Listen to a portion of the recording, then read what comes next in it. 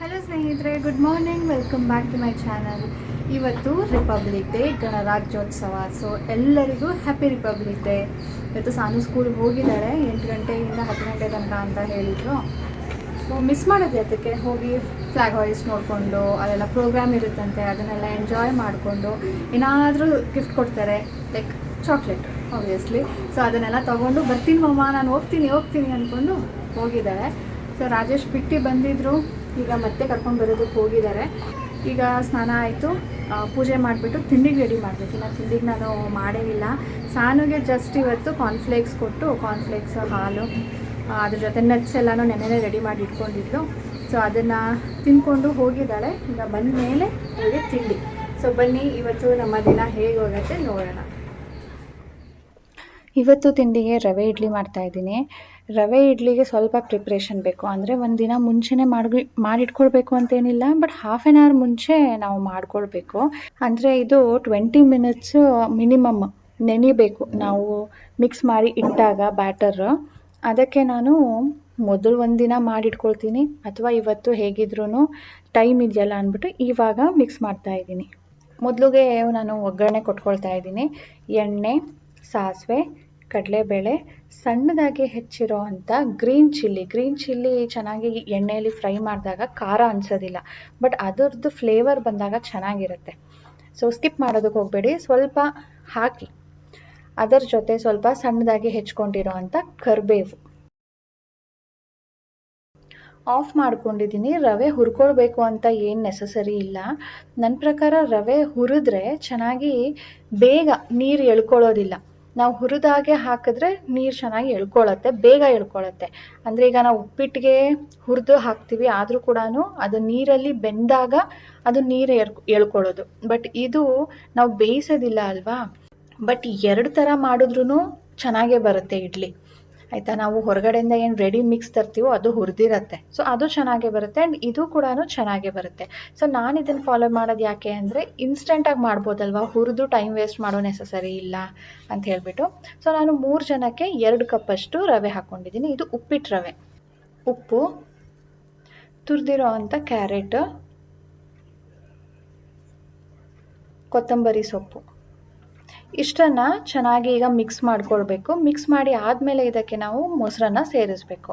ಮೊಸರು ನಾವು ಎಷ್ಟು ರವೆ ಹಾಕಿರ್ತೀವೋ ಅದರಲ್ಲಿ ಅರ್ಧ ಭಾಗದಷ್ಟು ಹಾಕಬೇಕು. ಅದಕ್ಕಿಂತ ಒಂದು ಚೂರು ಕಡಿಮೆ, ಅಂದರೆ 40% ಹಾಕ್ಬೋದು. ಎಕ್ಸಾಕ್ಟ್ 50% ಇರಬೇಕು ಅಂತೇನಿಲ್ಲ.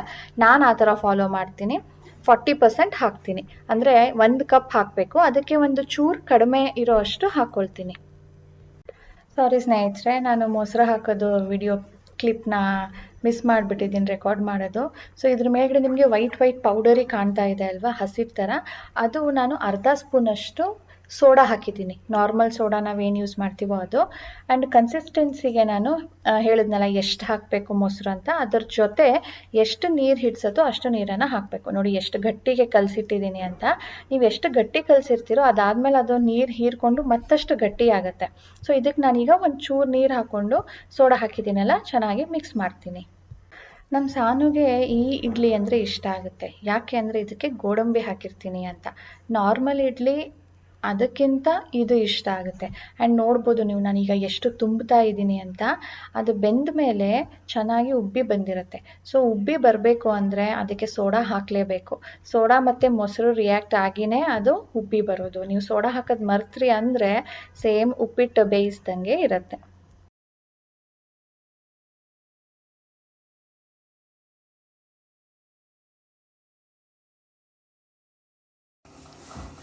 ಬಾಯಿಲಿ ನಮ್ಮ ಸಾನು ಏನು ಮಾಡ್ಕೊಂಡಿದ್ದಾಳೆ ನೋಡ್ರಿ. ಬಾಯಿಲಿ ನಾನು ಇದೇ ಥರ ಒಂದು ಸಾರಿ ಹೇರ್ ಡ್ರೈಯರಲ್ಲಿ ಮಾಡ್ಕೊಂಡಿದ್ದೆ. ಮೆತ್ತಿಗೆ ಬರುತ್ತೆ, ಮೆತ್ತಿಗೆ. ಇದೇನು ಗೊತ್ತಾ, ಎಲ್ಲಿ ಅದು ಹ್ಯಾಂಡಲು?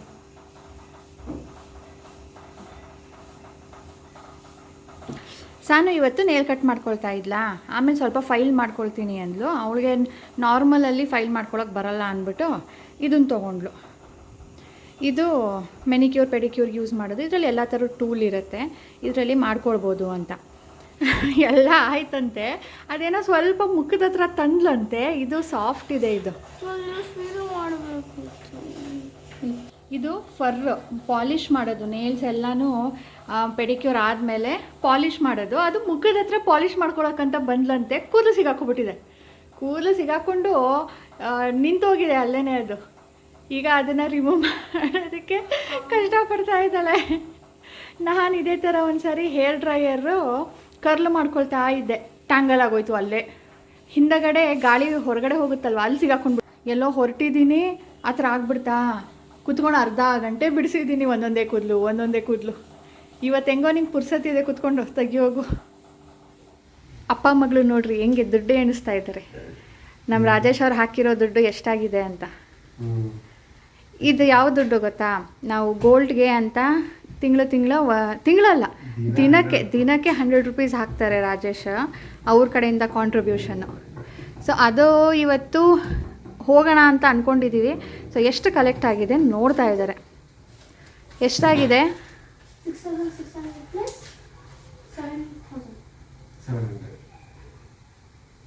ದಿನಕ್ಕೆ 100 ಆದರೆ ಸೋನಾ ತಿಂಗಳಿಗೆ ಎಷ್ಟಾಯ್ತಮ್ಮ? ಬಟ್ ಎಷ್ಟು ತಿಂಗಳಿದೆ ಅಂತ ಗೊತ್ತಿಲ್ವಲ್ಲ. ಅದೇ ನೀನು ಹೇಳು. ಡೈಲಿ 100 ರೂಪೀಸ್, 1 ಮಂತ್ಗೆ 30 ಡೇಸ್ ಅನ್ಕೋ, ಎಷ್ಟಾಗತ್ತೆ? Daily 100 rupees 30 1 300 3000. ಕರೆಕ್ಟ್. ಸೊ ಆ ಥರ ಅಲ್ಲಿ ಬರೀ 3 ತಿಂಗಳದಿದೆಯಾ? ಅದ್ರ ಮುಂಚೆ ಯಾವಾಗ ತೊಗೊಂಡಿದ್ದೆ? ನೀನು ಹೇಳ್ಬೇಕು, ನನಗೆ ಗೊತ್ತು. You have 15,400. 50? ಇಲ್ಲ ಕಣೋ, 7,700 plus 6,500. ಓ, ಇಬ್ಬರದು ಸೇರಾ?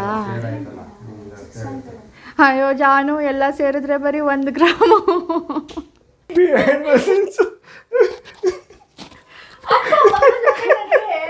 ವಿಡಿಯೋ ಮಾಡೋಕ್ಕಾಗ್ತಾ ಇಲ್ಲ ಸ್ನೇಹಿತರೆ. ಒಂದು ಸೀನ್ ಆಯ್ತು ಆಯ್ತಾ, ಸ್ವಲ್ಪ ದಿನದಿಂದ ಅದನ್ನ ರೀಕ್ರಿಯೇಟ್ ಮಾಡ್ತಾ ಇದ್ವಿ.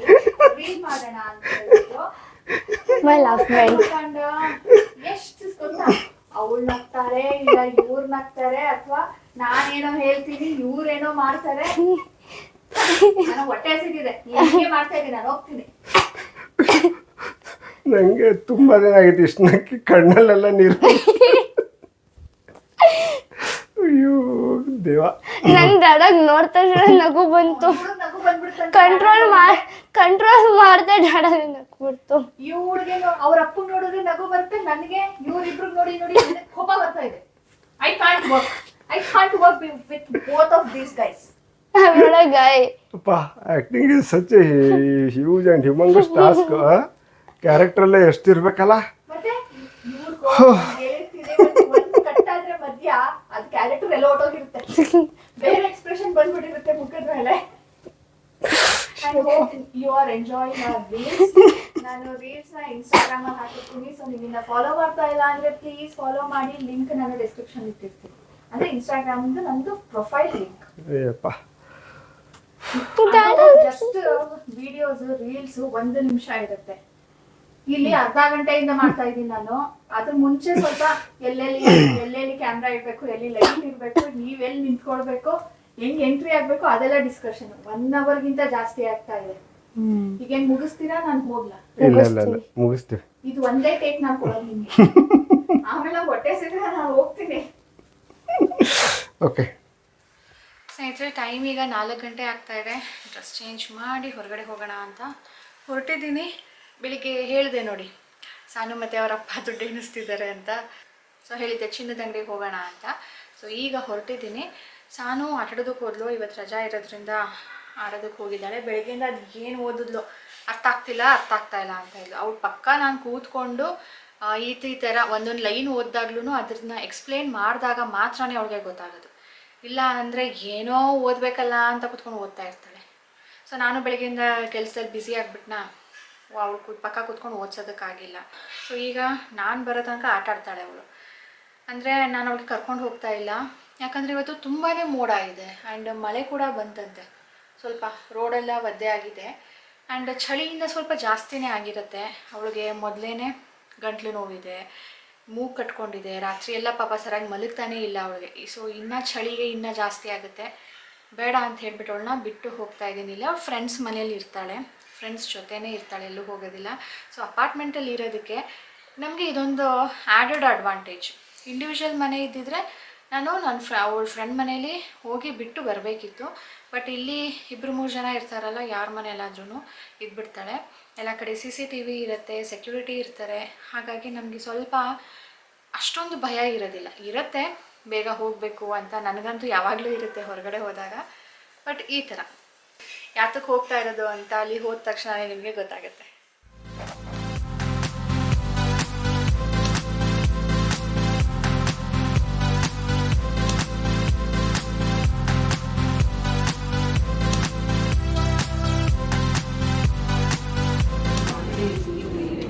ಸೊ ಈ ಚೈನ್ ಡಿಸೈನೇ ಅದೂ, ಬಟ್ ಅವ್ರು ಕೇಳಿದ್ರು ಹಾಂ ಇದ್ರಲ್ಲಿ ಗೊತ್ತಾಗೋದಿಲ್ಲ, ನೀವು ಇದನ್ನು ತೊಗೊಂಡು ಬನ್ನಿ ಅಂತ.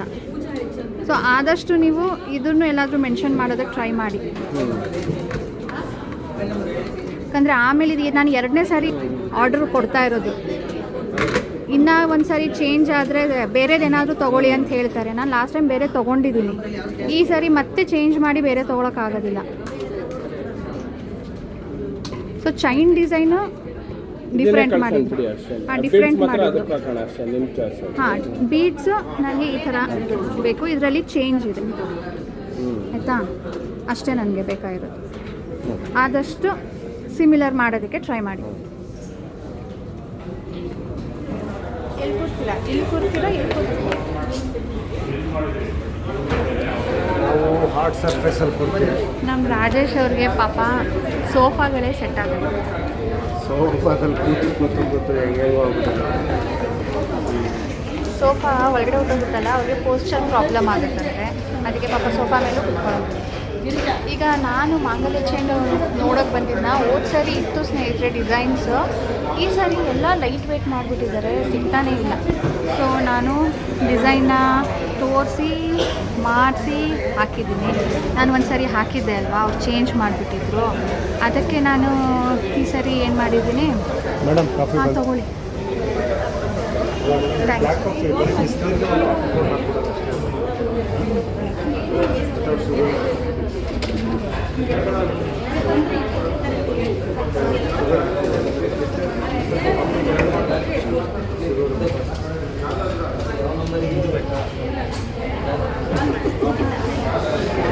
ಕಾಫಿ ಟೀ ಕುಡಿದ್ರೆ ಇರೋಕ್ಕೆ ಆಗೋದಿಲ್ಲ ಪಾಪ. ಅವ್ರಿಗೂ ಮಷಿನ್ ಕಾಫಿ ತಂದ್ಕೊಡೋದವರು, ಅವ್ರ ಹತ್ರ ಹೇಳಿ ಮಾಡಿಸ್ತಾರೆ. ಕಸ್ಟಮರ್ ನಮ್ಗೇನು ಬೇಕು ಅದು ನಮ್ಗೆ ಇಷ್ಟ ಇಲ್ಲ ಯಾಕೆ ಕುಡಿಬೇಕು? ಕುಡಿಬೇಡಿ.